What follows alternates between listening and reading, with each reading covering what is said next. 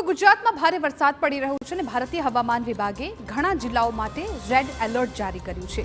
હાલની શું પરિસ્થિતિ છે એ પણ ગ્રાફિક્સના માધ્યમથી આપને સમજાવવું છે કે કયા કયા વિસ્તારમાં ભારે વરસાદની આગાહી કરવામાં આવી છે। તો ખાસ 27 જૂન સુધી ગુજરાતમાં વરસાદની આગાહી કરવામાં આવી છે, એટલે હજુ પણ આગામી દિવસો માટે તમામ વિસ્તારોને તૈયાર રહેવું પડશે। હવે એ કયા વિસ્તારો છે એ પણ આપને જણાવીએ।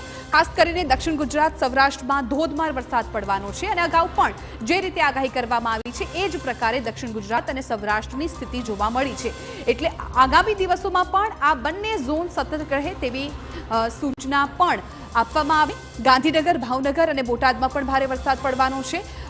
આ તમામ એવા જિલ્લાઓ છે કે જ્યાં પણ ભારે વરસાદની આગાહી હવામાન વિભાગે કરી છે।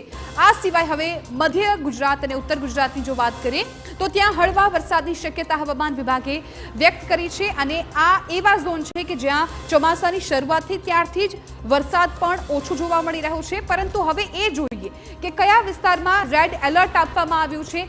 એ જિલ્લાના નામ પણ આપને જણાવીએ કે જ્યાં રેડ એલર્ટ આપવામાં આવ્યું છે। તો દ્વારકા, પોરબંદર, રાજકોટ, જામનગર અને નવસારી અને વલસાડ આપ જુઓ કે મોટાભાગના સૌરાષ્ટ્રના વિસ્તારો છે કે જ્યાં રેડ એલર્ટ આપવામાં આવ્યું છે અને દક્ષિણ ગુજરાતની વાત કરીએ તો નવસારી અને વલસાડમાં પણ રેડ એલર્ટ આપવામાં આવ્યું છે, એટલે આ એવા જિલ્લાઓ છે કે જ્યાં ભારેથી અતિ ભારે વરસાદ પડવાની સંભાવના હવામાન વિભાગે વ્યક્ત કરી છે। સુપર 6 માન્ય મુદ્દાની પણ વાત કરીશું, પરંતુ હાલ એક નાનું